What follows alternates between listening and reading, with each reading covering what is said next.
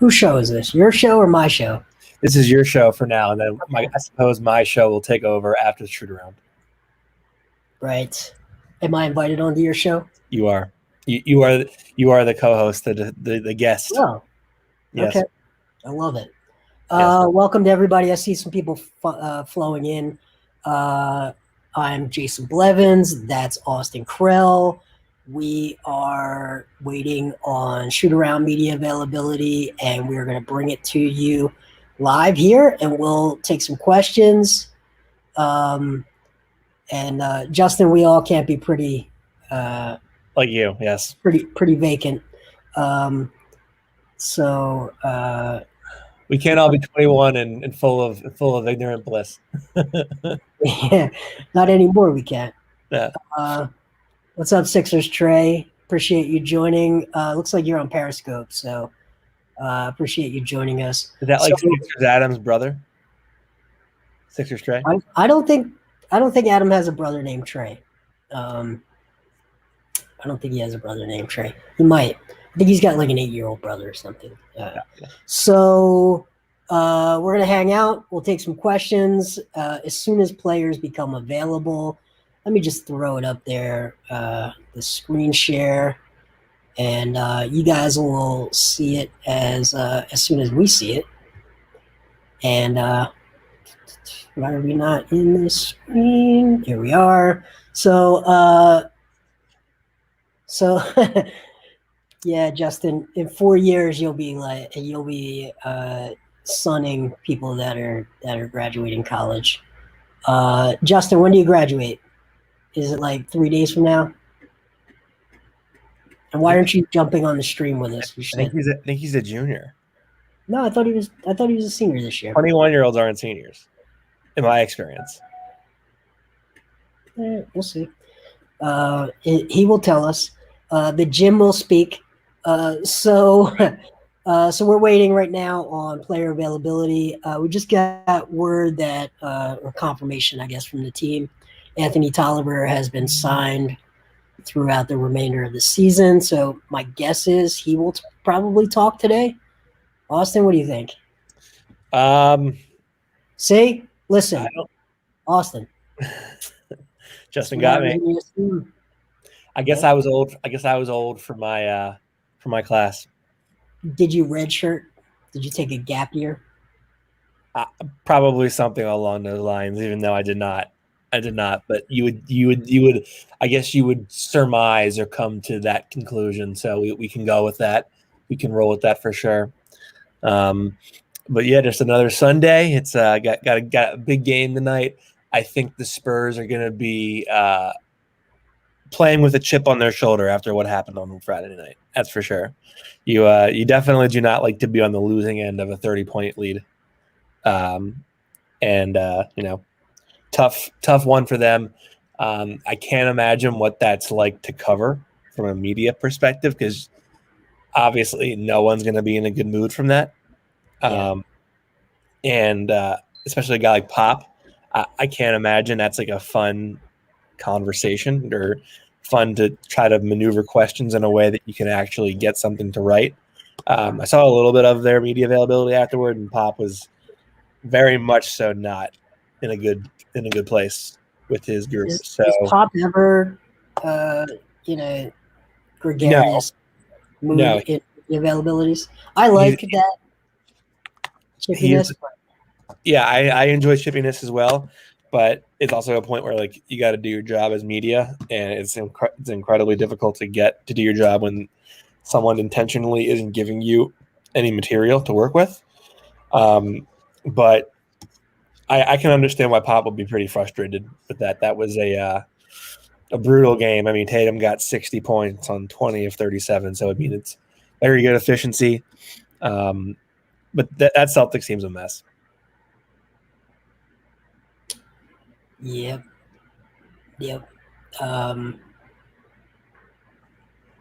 It's pretty amazing though that he was able to score 60 points on 37 shots and only be 19. I knew that was coming out. Has that been done? I knew that was coming out. I guess at some point he has to turn 20. It's going to have to happen at some point. I don't think so. Or maybe he ages backwards, where he becomes 18 now. Yeah. He's yeah. What's the movie? Benjamin Button. Yeah, he's the Benjamin Button. He came in as Tobias Harris, and he's gonna leave as The Curious Case of Jason Tatum. The sequel. I'm sure The Ringer has written that story. Oh, for sure. It certainly will at some point. Sure.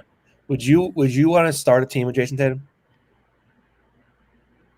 Like start a franchise? Yes. I wouldn't start. No, I wouldn't start if you're going like through a snake draft of like all NBA players become free agents and you can just like draft them. It's not necessarily an indictment of him as much as I don't think a team should start with small forward. Interesting. As a position, I just feel like I'm a ones and fives guy, so I would be, if all of the point guards are taken, I would try to get one of those top point guards to run things, and I think a point guard can create great play out of the second tier of wing players. Would you then take Rudy Gobert? Would I draft him, period, or are you saying first round? Would I start Yes. the franchise? No, I wouldn't start a franchise with Rudy Gobert. I didn't think you would. I don't think anybody would, but it was an interesting thought exercise. Yeah.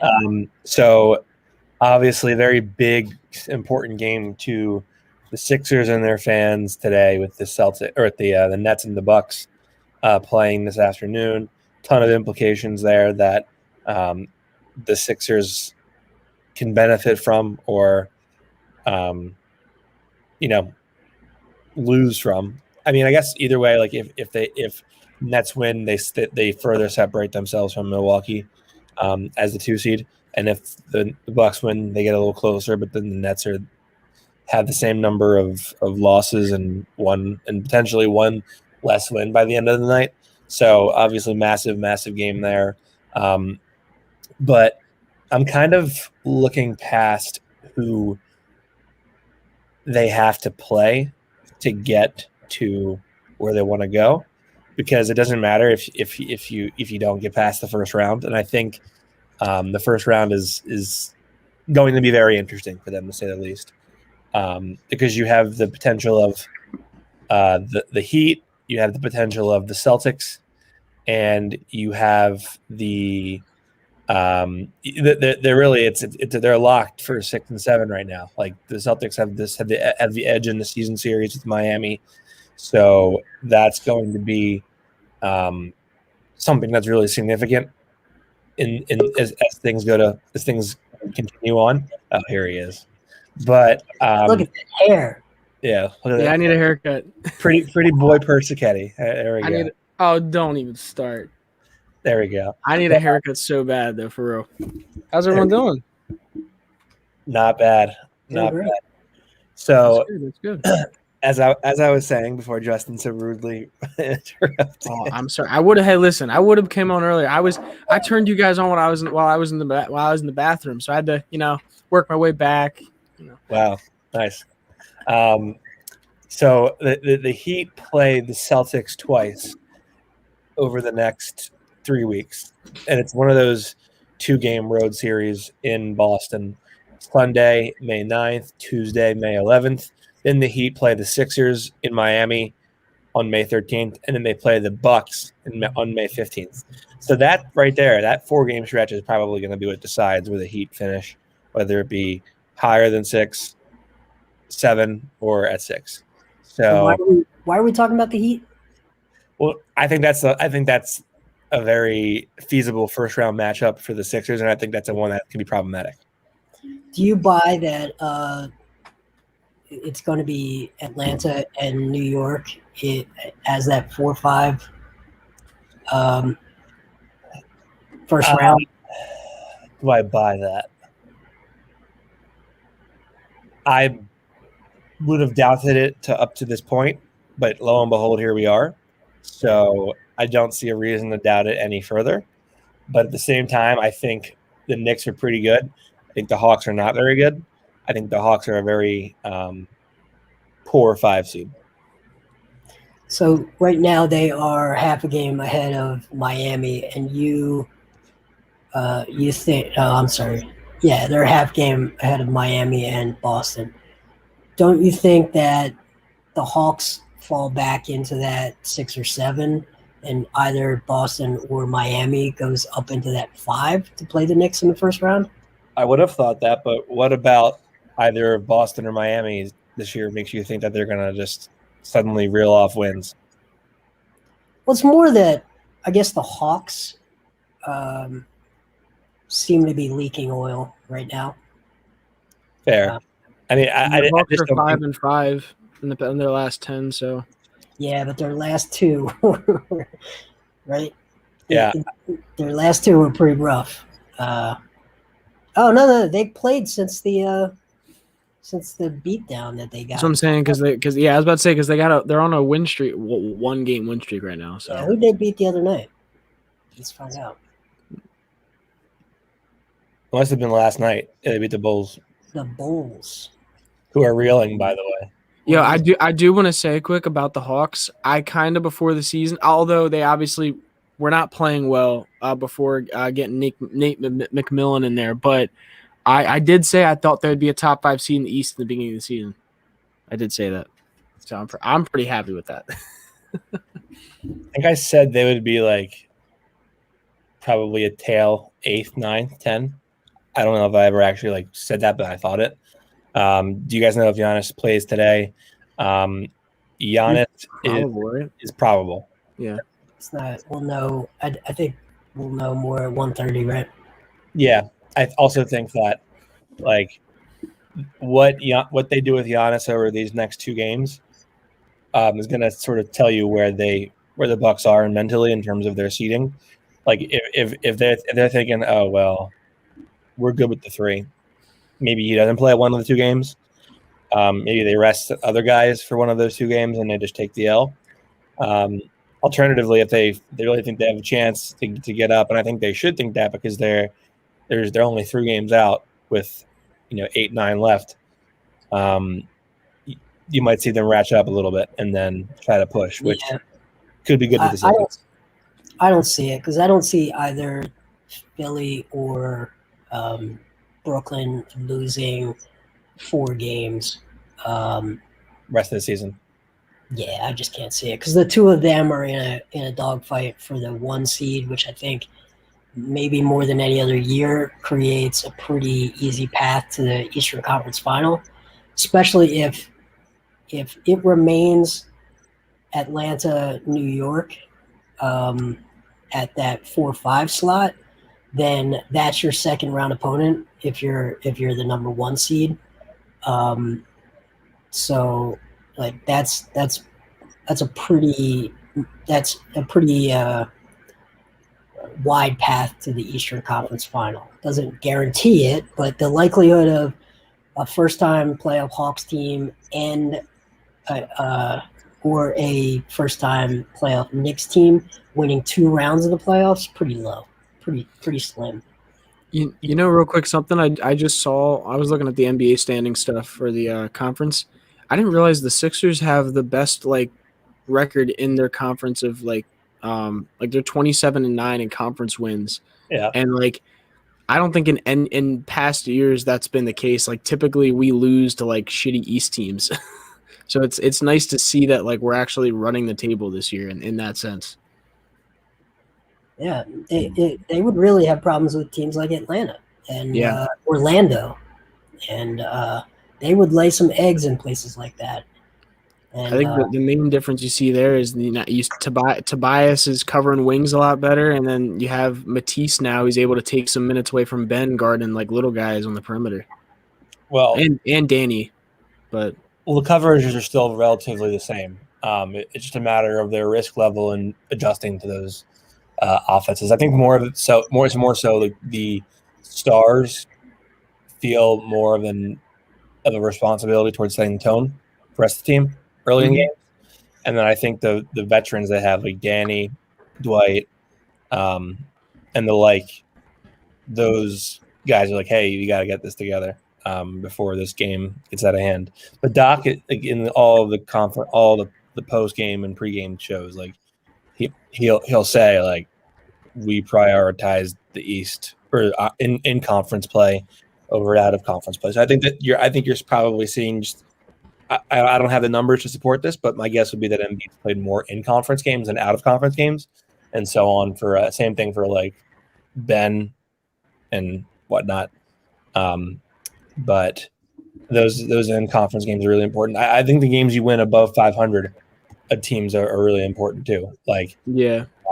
The Sixers are 20-16 versus teams that are above 500, or sorry, versus a 500 and above. Whereas the Bucks are 17-17 in such games. Nets are 23-10, but they're also 20-11 against teams that are below 500. The Sixers are 22-5, Bucks 22-7 in that category. So all throughout the top three in the East, you're kind of seeing different trends of performance against the competition. I think it sort of paints a picture of the leadership at the top of the rosters in terms of like, hey, you gotta zone in for this and really take care of business tonight and gain a game here. It seems like the Nets aren't doing that against teams that are below 500. They're a little bit more lackadaisical. Mm-hmm. Whereas against teams that are above 500, they're like, get our shit together. Whereas the Sixers are beating up on everybody they have to beat up and then fighting with the teams that are 500 or better. And same thing with the Bucks. I would go back to Justin's point about conference games. One of the other wrinkles with conference games is those are the teams that know you best, so they know your weaknesses and they know your strengths, so they have a better scouting report on you. So when you struggle in conference, it might be an indicator that you have some fatal flaws. So seeing them do really well against teams that know them really well, I think is another positive sign. Yeah, and here's the thing with that is, like, we're 27-9 in conference, and the next best team in conference is the Bucks. Like we have the best record out of the whole league when it comes to in conference games, not including the Western Conference. Like we're the only team in conference games who has under 10 losses. So I think, to me, like obviously that like you guys said, like that turns to them not having as many weaknesses as what other teams may have, like in conference games. Obviously those teams know you better, so there's a better chance of them exploiting those. And I think that has a lot to do with, like we were talking about, like I said before, them struggling with little guards, like struggling with defending teams like the Nets when they had D'Angelo and Spencer Dinwiddie and all them, when like the Hawks with Trae Young, like, or even when the Hornets had Kemba originally, like just you saw like them really struggle with small guard play, pick and roll play, and now you see, I don't know, you just see a big difference to me in how they, like Austin said, maybe the coverages aren't different, but the what's the right word for this? I want to say tenacity, but I don't feel like that's the right word. Like just the energy that's going into the defense just seems urgency. The urgency is different. Urgency is a great word. Thank you. Yeah, but Austin was talking to me the other day about the mixing of coverages, hedging versus dropping.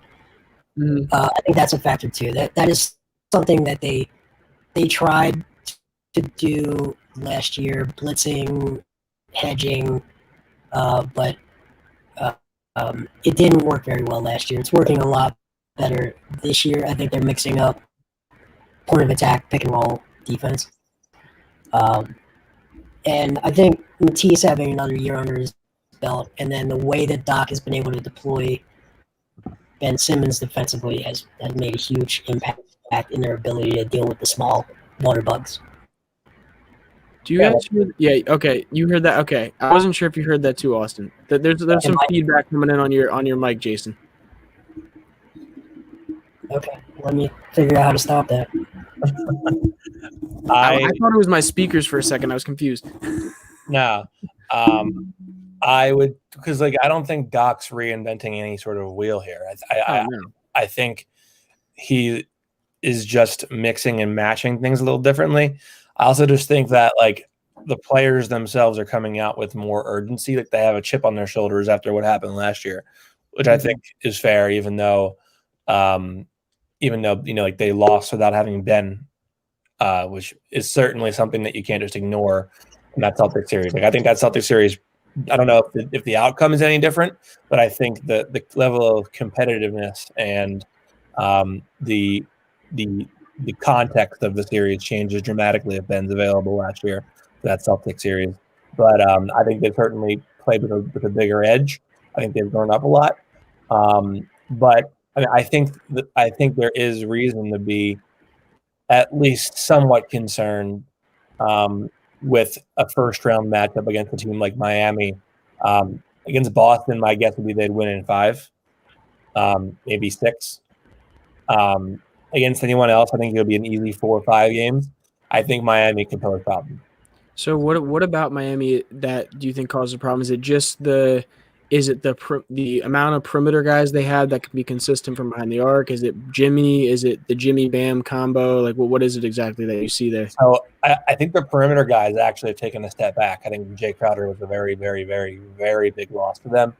Yeah, I agree. Like to the same scale that JJ was for the Sixers, I think Jay Crowder was in a very similar vein given what he brought for them. And now, do you mean like?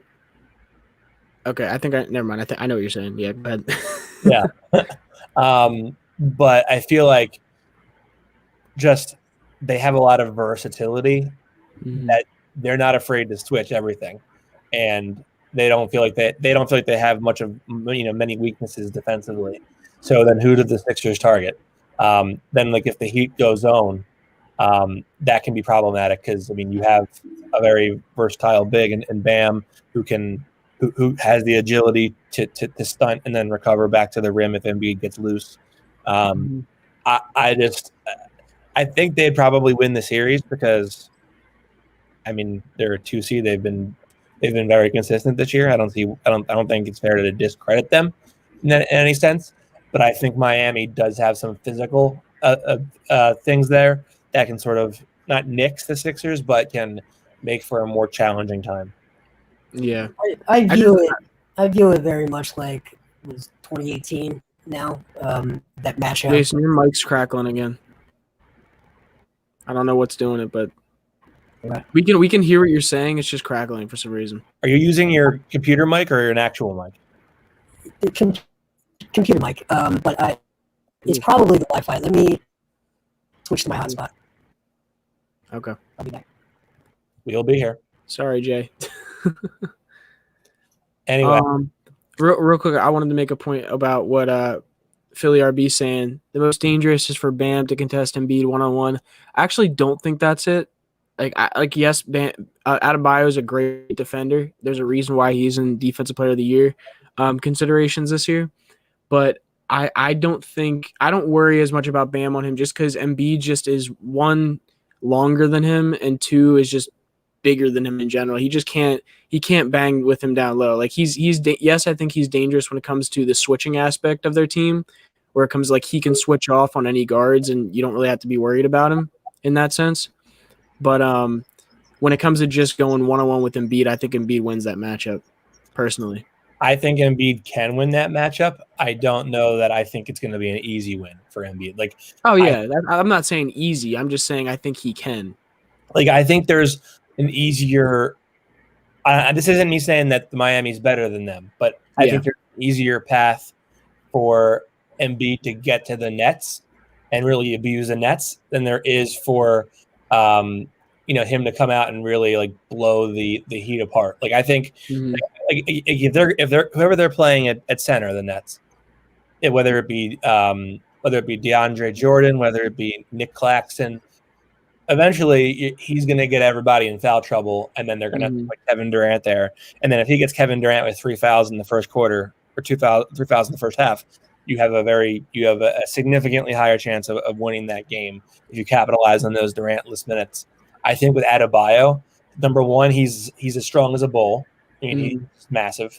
And then number two, I think he has this ability, this physical gift where he can pivot back and recover to the rim and sort of, get the last laugh over Embiid from behind, like blocks off the rim and whatnot. But I do think that like if Embiid is able to like focus on playing through fouls instead of playing 4 fouls like he does sometimes against other big guys, and he can get 2 on Adebayo early in games, it's probably you probably have the Heat at in your hand. So, and just based on what you just said there, does it concern you at all? And or because I know last year, for me at least, it would concern me that Embiid would almost look for fouls more than he would look for working through the foul. Does that concern you at all anymore? Because I know it definitely used to concern me. Like, do Jason, you got anything on that? What's that? You got anything on that? How's my mic? First, Way better. Way That's great. Yep. That just goes to show you that hotspot off of your phone is better than hotel Wi-Fi, which is sad. So my thoughts on the Miami thing is it feels a little bit like 2018, where the Sixers just have enough different weapons that Miami's not going to really. They have a very good coach. They have some really good players. They will create problems. They will make it uncomfortable, but I don't see them as a threat to really win a series against Philadelphia, honestly. I don't think they'd be real quick, Justin, and then I'll go. I don't know that I think they're going to be a major threat. Like I don't know that I see an upset brewing there, but I do think that like the Sixers 1 through 2 are probably, like depending on who you have as the number 2 for the Sixers, I think obviously Embiid's the best player in that series, probably then like Jimmy Butler, probably then Adebayo, then it's your pick between Simmons and Harris. But I think after that 1 through 3, 1 through 2, whatever, I think Miami's probably the better team in terms of their depth. Yeah. Austin, why don't you walk us through the play-in scenarios? Yes. Glad you asked. Do you want to put the standings back up on the screen so you can talk about? And go do it with NBA.com so that way you can see how the play-in works. Because I also think that like we're talking about the Heat here. There's a very possible chance that the Heat lose in the play-in games, and then the Sixers don't have to face, and no one's facing the Heat in the playoffs anyway. By the way, how do you guys feel about the play-in games? Love it. I kind of like the 72 game season with play-in tournament as like let's keep this. Yeah. Obviously not as condensed as a schedule as they're trying to fit in this year, but I love the idea of having 72 game seasons with more play-in style, so more teams get that playoff atmosphere and get the opportunity. So it probably doesn't cost the NBA much money, much revenue if you do it that way, but I think it takes the burden off of teams so that they're going into playoff series as healthy as possible. So I love it. I agree. I think like there are like team players, coaches, whatever, they're all saying I love it because my team's in it, but I also then there you have people that are like in the 6th. Can you guys see the bracket? Yeah. Is it up there? Okay. Yep. And then there are people who are like in the 6 and the 7 seed, or in the 7 and 8 seed, like the Grizzlies and the Blazers, who were like, "This sucks. We want a guaranteed spot in the playoffs." Yada yada. Guys, this is what you signed up for. This is part of the CBA. You literally signed off on this agreement. This is what the Players Association agreed to. This is as much to do with you agreeing to it as anything. I don't understand what the issue is here. You have no chance at a championship if you're worried about getting through a playoff round or a play-in series. Yeah, but like I think like so. I believe that the Hornets. I'm not 100% sure on this, but I believe the Hornets have to win 2 games against the Heat, whereas the Heat have to win 1 in order to advance. And then the same thing. The Hornets are the 8th seed, right? Yeah. Yeah, if you can see it right there on the bottom there, it shows the So 8. So 7 and 8 play for 7, and Right. then 9 and 10 play for 8. correct. So 9 and 10 play for. How do I explain this? They play for the right to lose to the winner of the 1 seed. Exactly. Shouldn't it be 7 and 10 play to meet the 2 seed, and 8 and 9 play for the right to be the 8 seed? Why would you? No. So why would the 2 seed get the advantage of potentially playing a 10 seed? Well, that 10 seed won against the 7 seed, so they're theoretically as good as the 7 seed. But the 7 seed should have a built-in advantage. They should not play the tougher opponent. The 7 seed should play the worse opponent. Yeah, they are. Group 7 through 10, they should play the worst team. Yeah, I think Charlotte's probably the worst, the most ill-equipped team to win a No, but that's you're looking at the matchups. If you just look at it theoretically, if you're you're saying like in a vacuum style, Yeah. Okay. the 7 seed should have the easiest of the 2 play-in series. The 7 seed should have the easiest opponent, which would be the 10 seed. Because if the 1 plays the 4 in regular terms, then the 7 should be playing the 10. Yes. Yeah, that makes sense. I agree. That's a good point. But I also think that like the way they're trying to determine the last 2 seeds, which is why which is why the 7 and 8 seed hate it so much. But like 9 and 10 becomes the 8, and then the winner of 7 and 8 becomes 7. So that's what you're looking at. I mean, I get what you're saying. I don't think that they view it as a playoff round themselves. I don't think the league views it as a playoff round, even though those teams probably do. But in essence, so the Wizards have to beat the Pacers twice. Pacers have to win once. Heat have to win twice, or have to win once. Charlotte has to win twice, and then the winner of that moves on to play Philly 7 or 8, and then the other winner gets to play the 1 seed.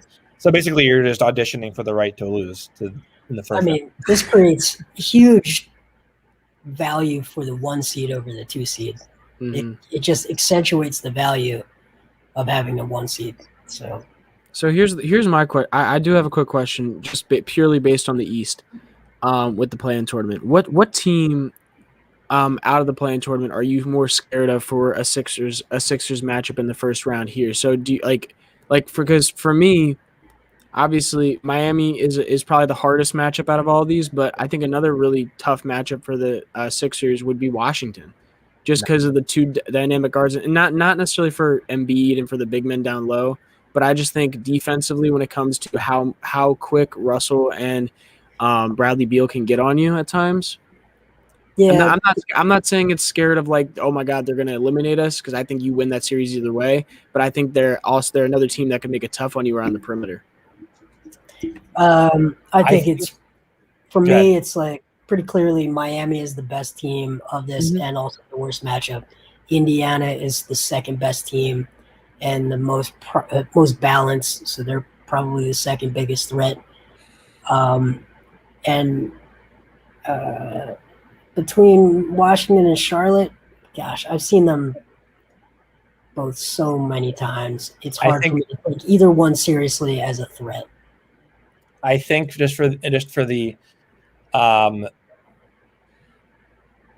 for like the sake of like just for the sake of experience, I think Washington poses a bigger threat than Charlotte does. Yeah, and they have the guy that is most likely to drop 60 on your head. Yeah, which probably makes them a bigger threat. Yeah, the fact that you can just say, yeah, they have a guy that can drop 60 on a pretty consistent basis if he needs to. Like, that's just scary to have on your team. Yep. I mean, then again, you look at the Brooklyn Nets, and they pretty much have 3 of them. So, yeah, for sure.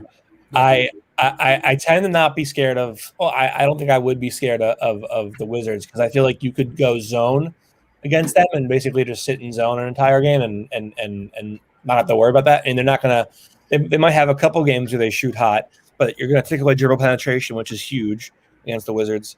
And I mean, who's their big man? Who do they have that's realistically going to be able to? Gafford, man. Gafford's gonna go at him. Yeah. Gafford's actually, like, to me, is really good for that team. It's just he just wouldn't be able to match up against the Sixers. He's a good young player. He's going to foul out in probably 20 minutes against Embiid in the playoff series. Yeah. Now, thinking about that second round, hey Adam, glad you asked. We so one of the things we don't get to really choose.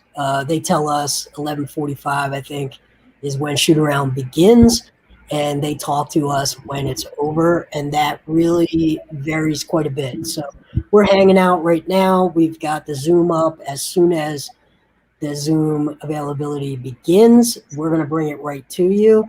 Until then, just hang out with us. We're talking playoff scenarios. Now we'll get a couple of players probably today. I'm guessing Anthony Tolliver, it's my guess, is going to be one of those players since he just signed for the rest of the season. So just hang out with us. We don't. It's not a scheduled thing where we know exactly when. We know when it starts.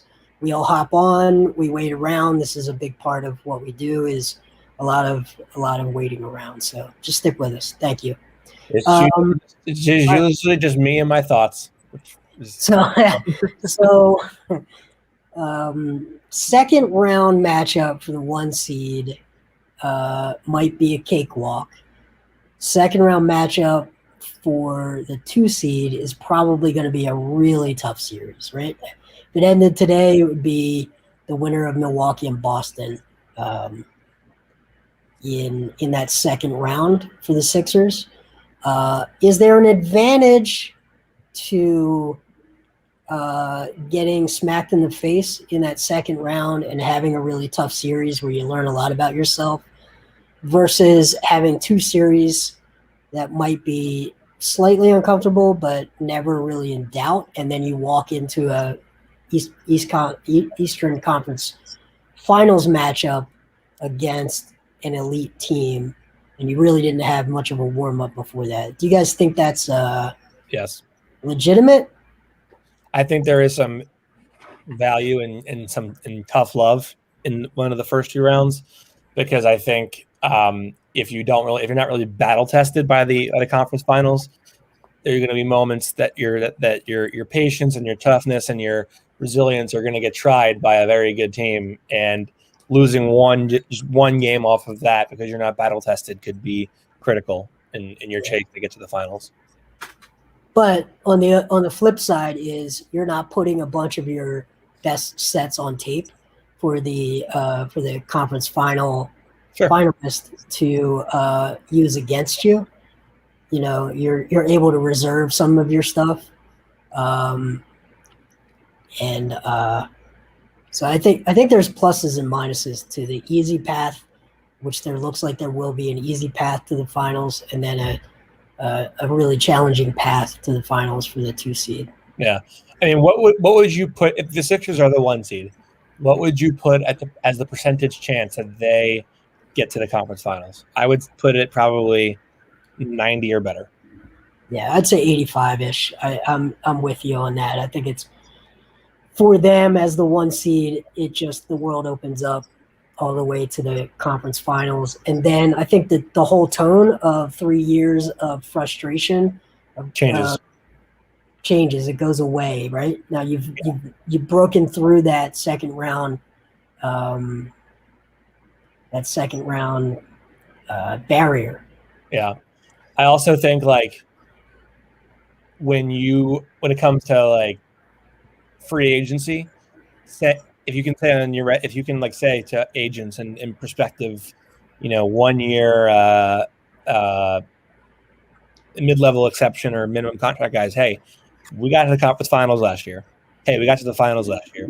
We think that you add this element to our depth, could be a missing piece for us. Come get minutes, come play with us, come maybe win a championship, and then you can get a multi-year deal next year or whatever, and that can be appealing to some guys. So I think that it would help the Sixers greatly. I also think that it would help restore some of the faith internally they have in their two their two most marketable stars.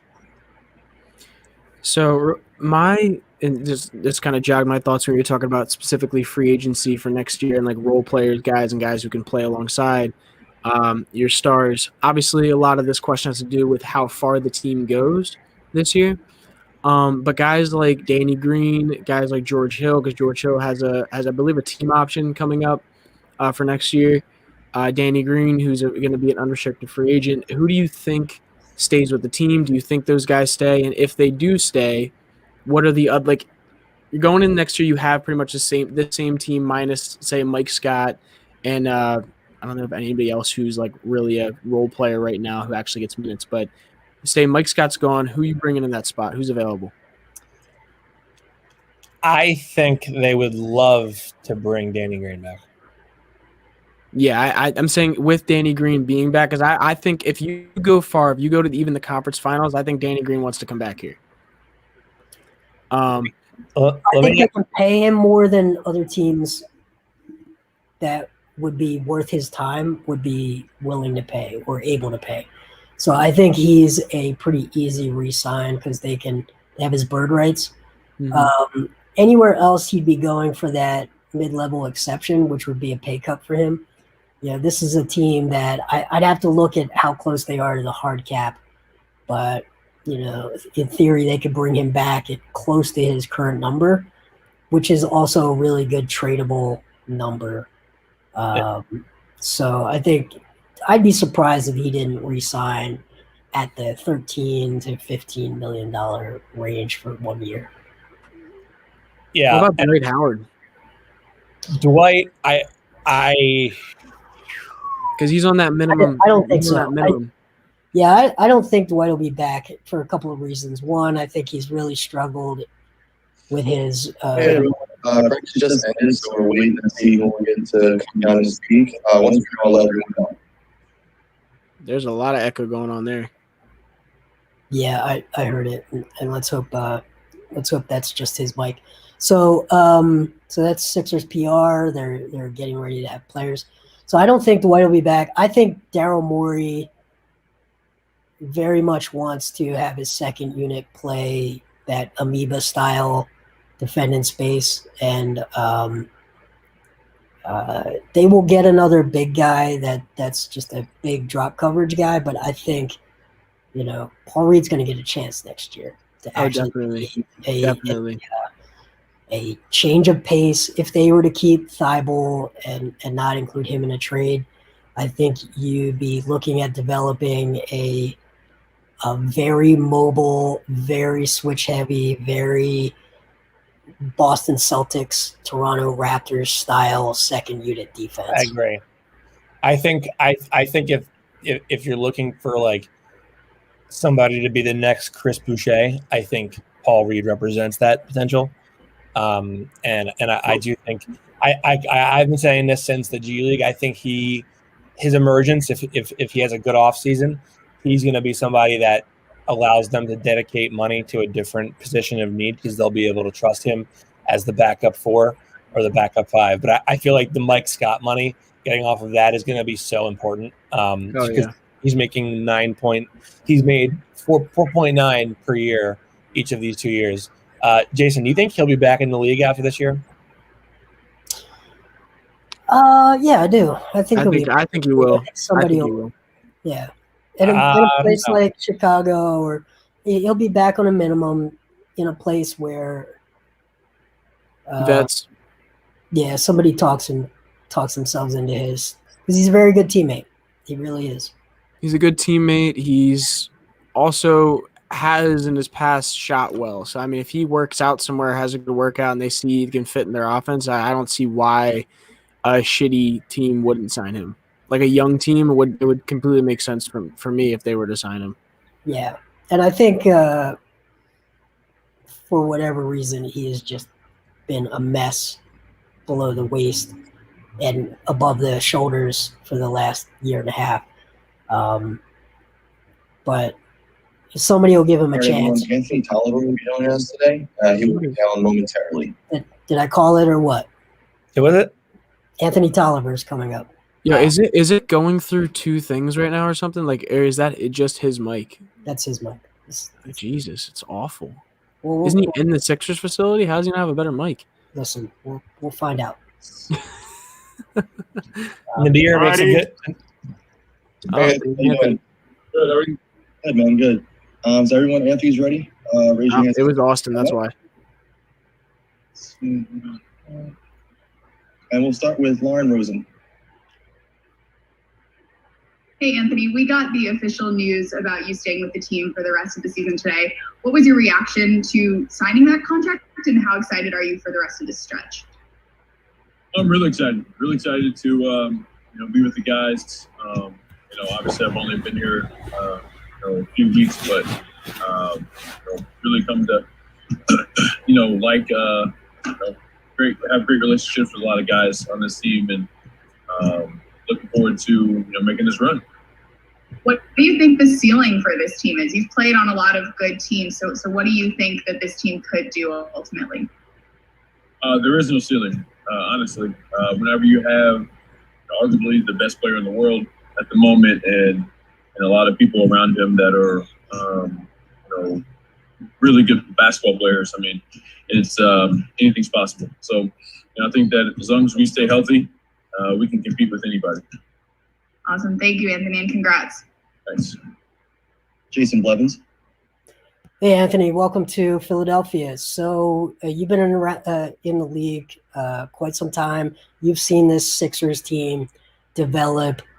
What have you learned that maybe surprised you when you got into the locker room versus the impression you had from the outside? The camaraderie actually has been, really, really, really good. From the outside looking in, it's really hard to tell. Kind of with any team, it's not like something. I mean, I guess some teams you can look at on the court and maybe assume that they're really close, and all that stuff. But this team, I had no clue. But I mean, it's a bunch of guys that are, really, really out there playing for each other, and it's fun to be around. It's fun to be around a group of guys who are really out here just trying to win games and trying to do something special. Right. Thank you. Keith Pompey. What's up, Anthony? How you doing? Good. How are you? I'm well. You said something when you signed your initial 10-day. It kind of stood out to me. You said my role with this team is, I can help them out on the court, but a bigger role is with the younger guys, like the low-minute group. And when you said that, I kind of figured you were going to stick around, with those guys. Can you just talk about how that's been, working with these young guys? And I remember when you guys were in Milwaukee, Doc mentioned that he walked in the locker room and 4 of those guys were around you and you were telling war stories. Can you just, talk about your role and as far as their development moving forward? Yeah, I mean, the last probably 3 or 4 years I've been playing, that's really become a really big focus of mine. Has been trying to pour into, this next generation of guys, guys who are currently in situations that I've been through, especially being undrafted, someone who's had to fight, scratch, and claw for every single second that I've gotten on the court. I have a much different perspective that I can lend to guys that are in these positions. It's not an easy position to be in. I still say this, and I stand by this. I really truly believe that positions, between that 9 to 12 or 13 on a team is probably the hardest job in sports. And I say that because you don't know on a nightly basis whether or not you're going to play. You don't know on a nightly basis whether or not you're going to get any shots or opportunities.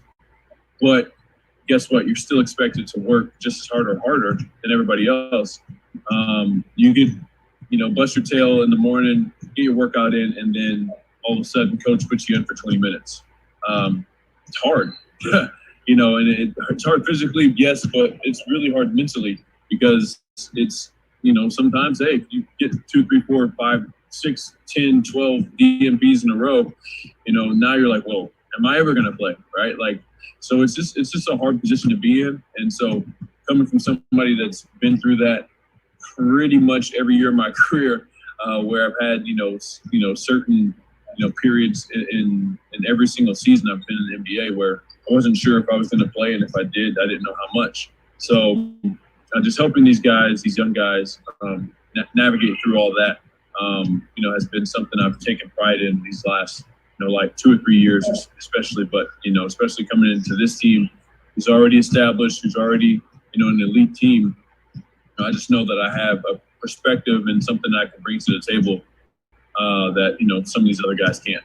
Mm-hmm. Have they been very receptive to you? Because, there's sometimes when a new veteran comes in and they'll say, look, dude, man, this is the new era. Like, what you did was different from what we're doing. Have they been really receptive to your advice and to your talk? Absolutely. I mean, I give credit to, especially the young guys, the low-minute crew. They are an amazing group of guys. They remind me of me in the fact that they just don't take time off. Like, they just work. And that's how I got to be where I'm at for 12, 13, 14 years is I've just been a worker. And I'm, the oldest guy on the team now, I believe. But I'm still out here every day. Just takes a little bit more recovery for me now than it used to. But, other than that, that's just what I know. And, it's just refreshing to see a group of young guys who we're on the, cut from the same cloth. Every single one of these guys are in here every day, working their tails off, preparing for the moment. And I tell these guys all the time, I said, that's what it's all about.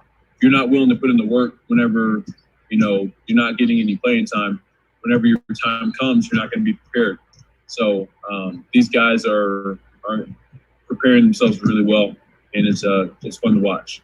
All right. Thank you, man. Yeah. All right. We have time for 2 quick ones. First, we're going to Noah Olympic. Hey, Anthony. I wanted to ask you specifically about Tyrese Maxey. We've seen you before games, working out at the same time with him, watching film with him, all that. Just what are your overall impressions of him, and what is he like off the floor? He's a heck of a player.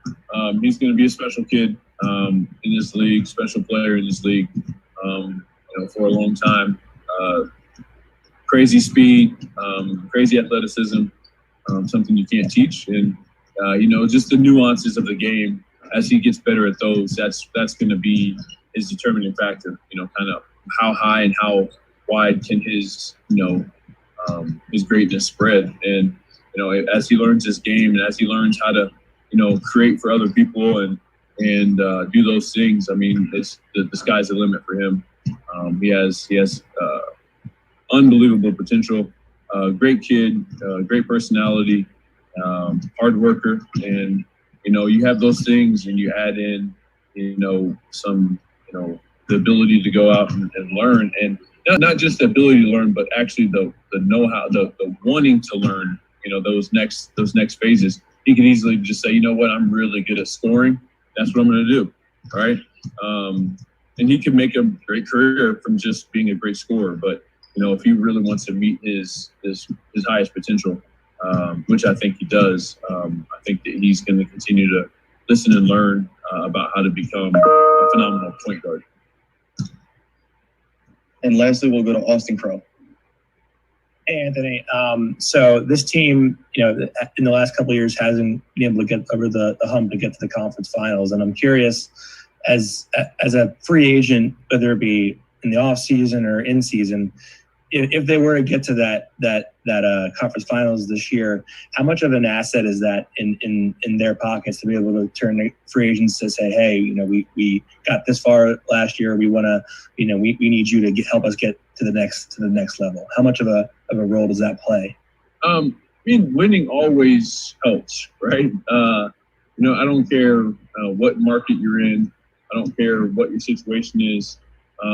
If you're a winning organization and you win at a high level, that's always going to help your cause. So, of course, guys want to be, in winning situations, right? plain and simple.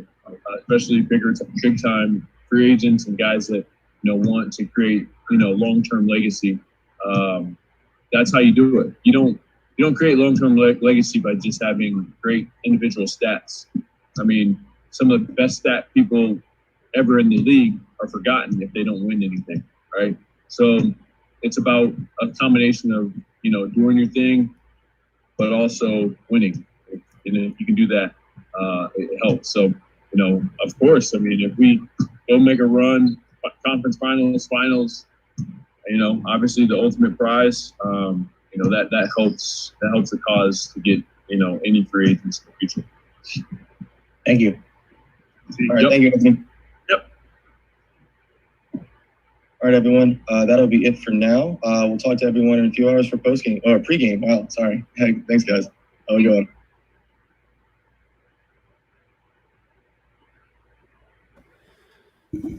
Okay, we should have. Hopefully, Austin joins us. That was interesting. I really like hearing from the vets who have just a really interesting perspective on careers, on legacies, on young players, on the little things about team building. What are your thoughts, Austin? On what? Okay. How about you, Justin?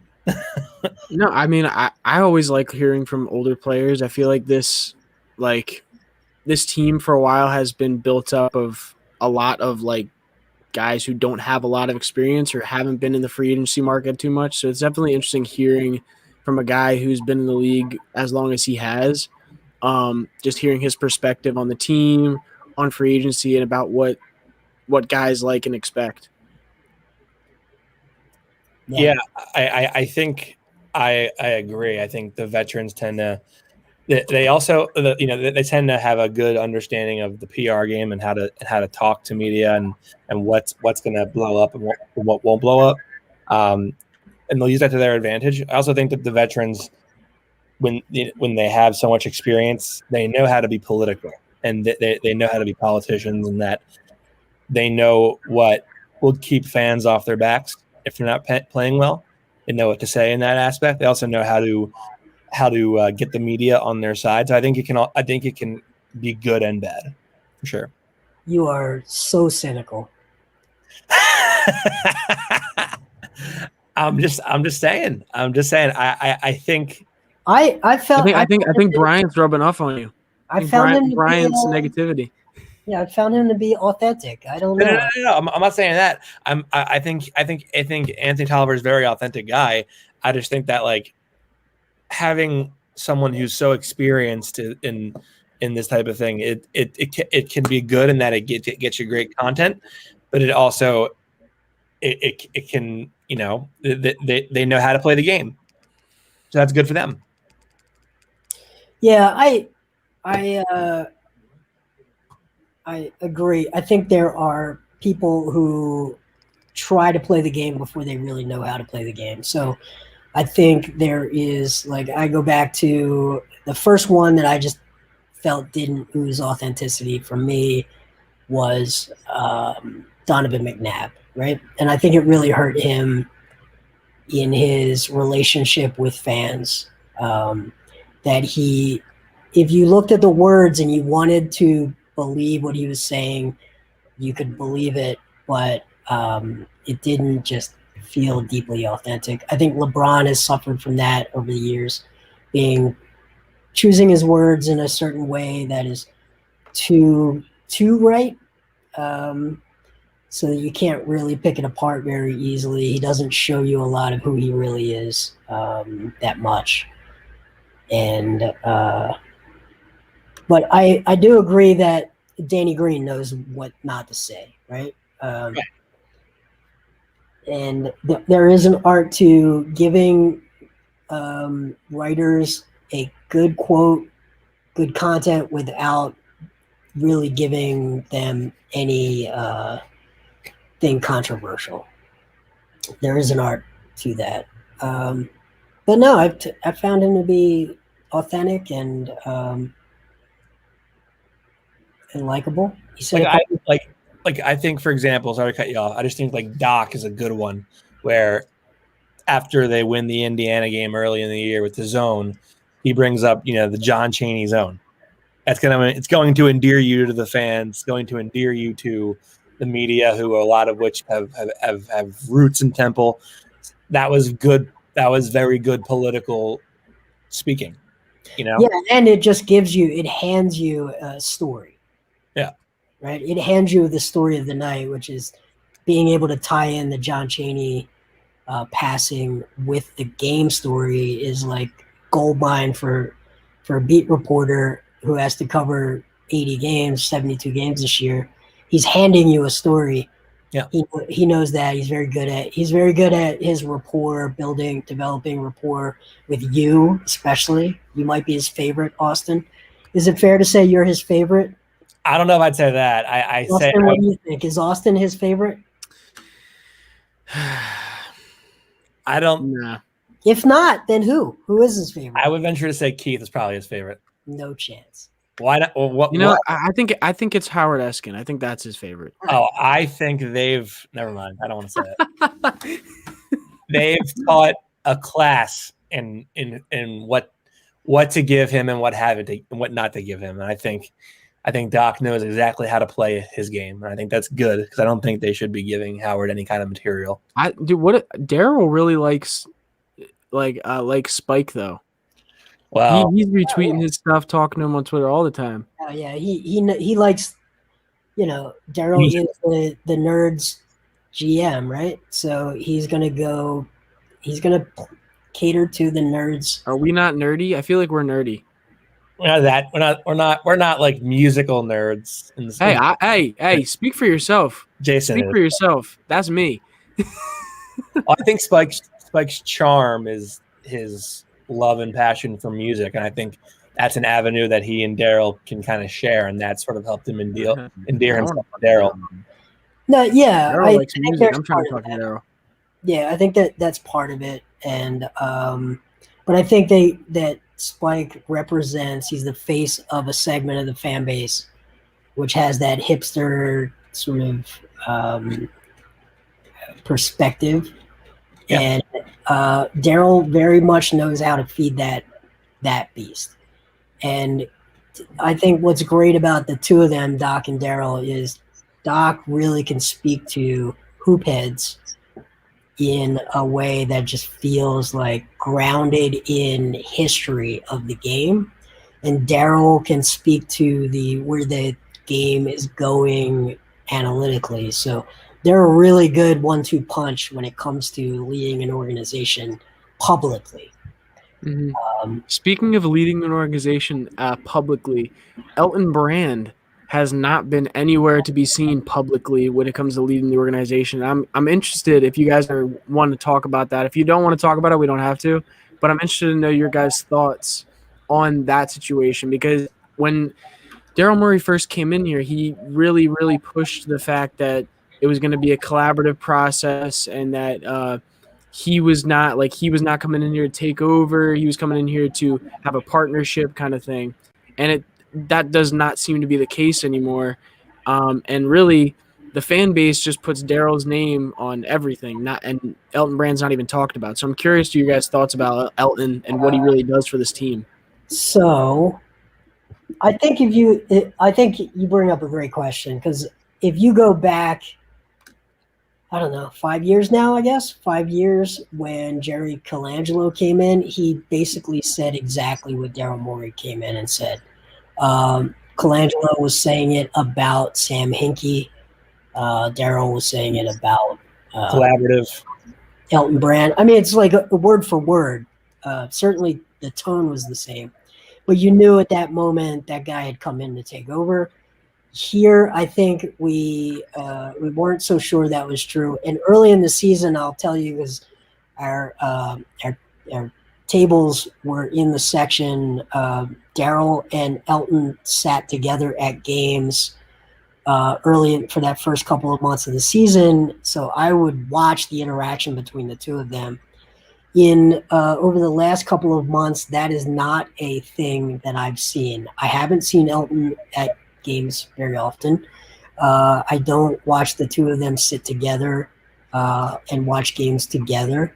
Daryl has sort of moved down closer to Josh Harris and Scott O'Neal. And I see them talking during breaks in games at times.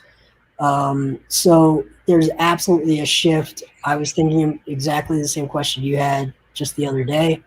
Where is Elton? What is his role? And I'm not sure. He may be in the scouting side of it. And the scouting organization that he put together has done a pretty darn good job, right? Vince Rosman was I believe his choice for scouting director, VP of scouting. So he might be really deeply involved in that side of it. Another person I really haven't seen is Jameer Nelson. Yep. Did we see him at all in the G League bubble? So he was brought in to be assistant GM, but I never really saw a defined role for him. So I think that there's a chance that they're running advanced scouting, but. And I mean, it would make sense.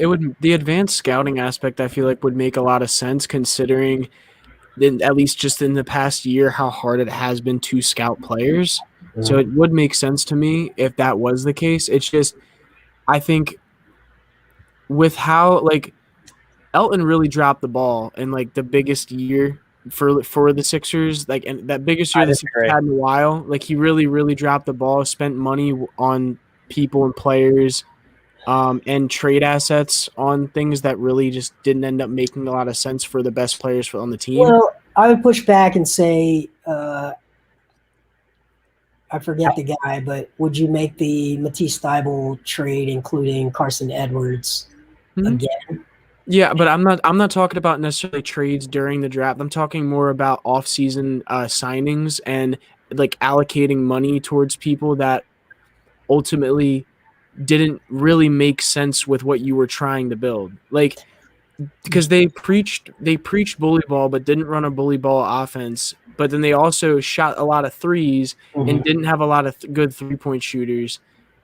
And then they also preached defense but really weren't they were good, but they weren't great defensively for a while. So it's just it seemed like they got a lot of mediocre level players at what they were trying to do, where then as soon as Daryl Morey comes in, he ends up trading away pretty much every asset that Elton brought in that season before and brought in the exact role players you needed around your guys. So it's just, to me, it's that's what I saw that year. Yeah, no, I think the Josh Richardson and Horford decisions were very clearly decisions that didn't work. Yeah. And there's a lot of reasons why, but he was responsible for those. But I think some of his other things, I think you can argue that his Tobias Harris trade, which has been arguable for that first year and a half, looks pretty good now. I think there's guys like that on fire. That was a phenomenal trade. There was a period where it did not have the perception of being a good trade at all. I think the reason why it didn't seem to be a good trade at all was because of the pieces that were brought in around it, though. Because I think Tobias plays well. A big reason to me why Tobias is playing well this year, obviously, yes, Doc Rivers putting him in the best in better situations, but also the fact that Tobias has played his best basketball when he's in space, in the mid-range space and driving to the rim. And in their first year we had him, and even last year when you had Horford and Richardson in the starting lineup for most of the time, you don't have that space. There's so much clog. There's so much people that can sag off. And so I just think he has so much more room to work. And to me, that's why he's having so much success now and why it looks better now, because those people who are they're in the other roles are now different. And so my thing is not necessarily the trade that he made in that case. It's the free agent acquisitions that he brought in that just didn't make much sense. To me, I understand his logic with Horford. I didn't love it, and I think it's clearly clearly didn't work out. But I understood the logic of it, and it's. I think the Elton Brand thing is really interesting because what does his next move look like? Does he stay in this organization? It's hard for me to see him staying in the organization, but where does his next move take him? Because if he stays in this organization, it's just going to be a very lateral move. Because hasn't he pretty much been in like a mentee advising role for the past few years with the Sixers? Yes, he was the G League Blue Coats GM before being named the GM for the Sixers. I think his talents. If I'm a franchise looking to get a front office executive, how do you evaluate what his special sauce is and what his talents are to lead your organization? And I think he would argue that the Matisse Thybulle stuff and the calm demeanor that he's got are his assets, but I think his next career move is going to be interesting. But to the original question, I don't know how central he is to decision making at the top here. Here's what I would say to all this. Remember what last summer when Keith Pompey had all those like articles coming out like just in bunches about like who did what and what their role was in this and who was involved with Jimmy coming back or not coming back. The whole point of all that was to not blame anybody, and therefore no one got fired. So we don't really know exactly who did what and whose decision was what. I strongly believe that Alex Rucker was instrumental in the Horford idea, and that's why he's gone. And I think in terms of I don't agree. I think that one of the things I see executives do a lot is surround themselves with people who remind them of themselves.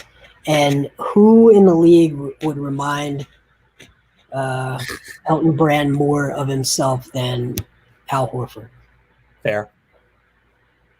You know, and because he was a very good vet and mentor to young players, I think he talked himself into Horford being that guy. And Horford got here, and I mean, basically the first time I talked to him, he said, "It's not my job to tell Joel Embiid how to become a professional." Yeah, I thought that was interesting. I thought that was really interesting because when he was coming in, Elton was like preaching like to the public, not just he's probably saying this privately as well, but publicly he was like he's a great leader. He's got can definitely be here and teach like Joel, can like be there for Joel and everything like that. And you see 10 times more of that with Dwight Howard now than you ever saw with Al Horford. And it's visual. Like you can see it on the bench. Like and it was when we were still in the locker room. I mean, those two never interacted with each other. Their lockers were nowhere near each other. Like nothing told you that those two had any kind of relationship from the start. And that's probably the biggest mistake, I think, in the Horford thing is overestimating his ability to be unselfish and give back to Joel Embiid. Because, I mean, for me, the way I rationalized it was, this is a guy that really gave Joel a lot of problems. He should be telling Joel, this is how I was able to give you problems. These are the things you can do to counter when a guy plays you the way that I did. This is how you would do it. And that just never, at least as far as I was exposed, I never saw it at all. Yeah, I would agree. Although I wasn't exposed to the extent that you were, but I still think that Alex Rucker was a pretty big player in that whole thing. That's why he's not here anymore. I also think like the way it's been explained to me is that Elton is in very much so like a Howie Roseman type role. Back when Chip Kelly was here. So like, Okay. Subbed into a utility closet somewhere, doing whatever he does. Yeah, but I mean, he's a talented person, so and I believe he's a talented evaluator of young players on the EQ side plus the on-court side. So to me, the logical fit would have to give him real responsibilities in the scouting area. Let's ask. Here's the frustrating thing is we're never going to have an opportunity to really ask these questions. Like we don't really have a forum. We can't ask Doc this. And if you're getting Daryl to talk to us 3 times a year, who's going to waste their question on that? Question on Elton Brand, right? Yeah. You're going to get a dodge. You're going to get a milk toast answer. He might a milk toast answer. What is that? Sounds disgusting. That does sound what is milk toast answer? Come on, Jason. Milk toast is like just the blandest, no flavor, no nothing. Just blandest answer possible. Milk toast. So a bland answer, not a milk toast answer. But I think bland is not the word because milk toast sounds like it would taste terrible. Look, Google it. Try it out. I've never heard of that. Listen, I've heard milk toast. First of all, milk toast was used by Flavor Flav in a Public Enemy song. Don't act like I just invented the word. I'm just saying, I've heard a lot of metaphors from you, Jason, and that is one of the most interesting ones I ever heard you say. I learned that word from Flavor Flav in Public Enemy. Flavor Flav. Wow. Not Flavor Flav. See, Flavor I'm not Flav. One. Ian Acosta says, sounds gross. That is how you spell it with the Q, which is interesting. I'm glad someone knows. Let's address Nadir's question or his comment. Furkan coming back. I would say this is probably true. I don't think he's coming back. I think he's going to get somewhere between 8 and 10 mil per year. Wow. It really because and I thought about this while you were talking about those first and second round matchups. There are some of those matchups where he's going to drop 28 points, 30 points in a game, and that alone will get him that payday, I think. Now, if they go through I could even see him putting up a big crooked number in a Milwaukee series. But he probably, if they make a deep playoff run, he's a guy that'll probably get paid. And they'll have to, if they want to stay under the hard cap, he's the type of guy they're going to have to let go of. Yeah, that actually doesn't scare. I mean, it's obviously he does shoot well, and I think that he is like really good on this team. But if you can have Tyrese Maxey or Shake Milton step up in that role next year when he's not here, where it's like running off picks and just making your 3-point shots on a consistent basis, I'm not too concerned with him going in that case. Or Isaiah Joe. You tolerate the risk of Isaiah Joe becoming as good as Furk was a year ago or 2 years ago, and then growing into he's not nearly as big, but there's a lot to like about him. So he's a guy that you can have under control at a super low number, and if he's 60%, 70% as good as Korkmaz, then it makes sense because of what you can do with that money in other ways. If you were to redraft Furkan Korkmaz, knowing that this is kind of like what he is now, where would you have taken him? Second round. I think look at that. First of all, that draft had so many busts, right? Like an incredible number of busts in that draft. So he goes higher than Dragon Bender. He goes probably higher than Chris Dunn. Jamal Murray is probably in the top 3. Jaylen Brown is in your top 3. Went 3. But there's a lot of guys that didn't pan out from that draft. So I would say he's probably late lottery. Yeah, like Pascal Siakam didn't pan out. Siakam would be certainly in top 5 in that. Can we stop? Like, he isn't that good of a player. He really is. Very good. He's okay. He's not. He's good, but he's not the best player on your team. He is good, but he is. It has to be a very specific situation for him to be your best player.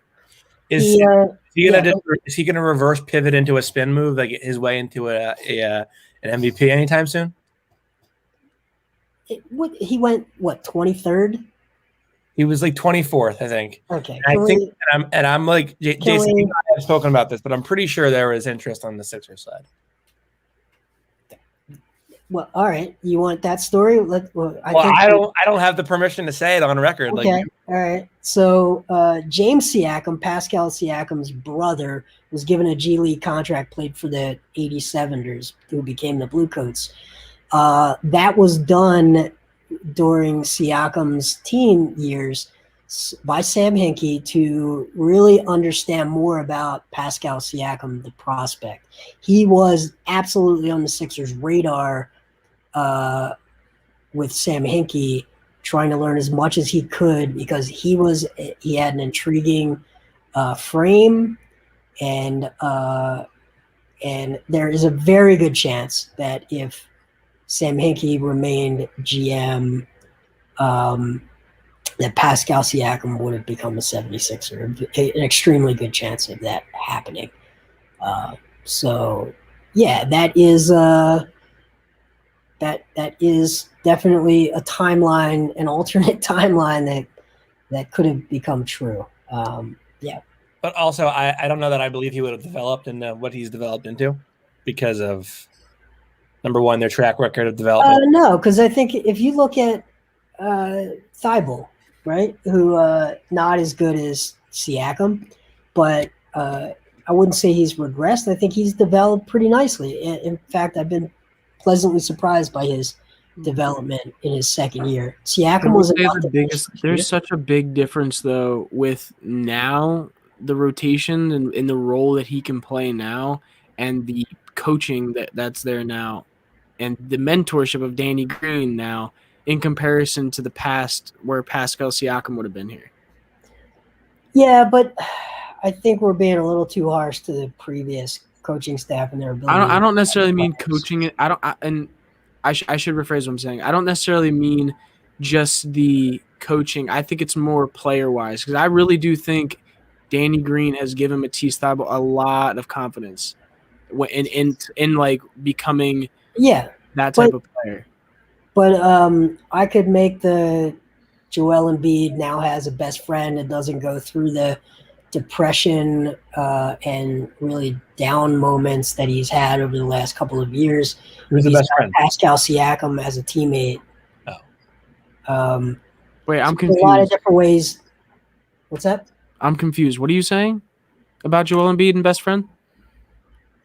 He's saying Siakam. He's saying Siakam would have been his best friend. No, I'm not saying he would have, but he could have, because I think they have, if you listen to the long form interviews of Siakam, Joel and Pascal Siakam have very similar families where it is just, they were middle-class kids who were super deferential to their parents, highly respectful of authority.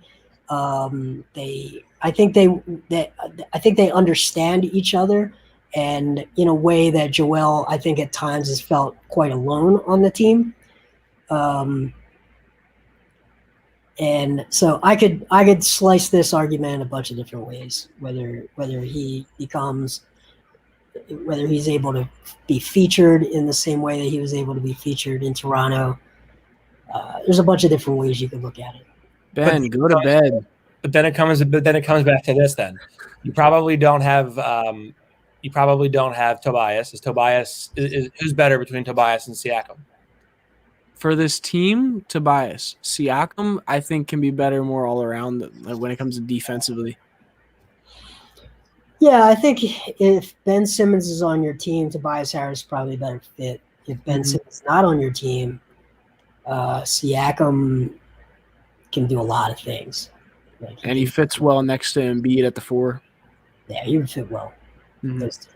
But that's I agree. That's what I was trying to get at too, Jason. That like with Ben Simmons, with the team makeup now, Tobias makes more sense. Yeah, we forget that Siakam destroyed them in Game 1 of that Toronto series. Absolutely true. And Embiid had to go guard him in Game 2. Who was he destroying? Was he destroying Tobias there? Or was that Ben? Who was that? It's like I think Kawhi was creating such pressure that Siakam was able to sneak behind and sneak through some really, really open lanes, baseline, and things like that. So I think that Kawhi, even in that first game, was making contested shots, but he was wearing Simmons and Butler out no matter which one of them was guarding him. Yeah. But it was probably Tobias. Yeah, probably because Ben and Jimmy were on Lowry and Kawhi like the whole series pretty much.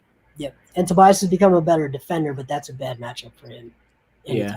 The lateral movement that Pascal can create and the length of him in general just like can eat up that space that Tobias has terrible lateral movement. It's just bad. It's gotten better, but it's not great. Well, I'll tell you, the thing that has really and I wrote about this, the thing that they really fortified their defense on the perimeter, and I think in the half court this year, they're giving up like 92 or 93 points per 100 half court plays. This is like top 2 percentile in the league. Like it's elite. That's per cleaning the glass, by the way. Time check. There we go. Austin, you have to go. Feed to Embiid time. Fair. So we're gonna shut this stream. Wow, Jason's keeping you on track. Listen, the Feed to Embiid would never start on time if it wasn't for me. Listen, we got a bunch of people on. We're gonna shut this stream down. Keep your notifications on. Turn your notifications on. Like it, and we are gonna be live in a minute. On the Feed to Embiid so that Austin can pump that bad boy out to all of podcast platforms. So thank you for joining. This was Morning Shoot Around on a Sunday. Thanks everyone. Turned into a very random conversation.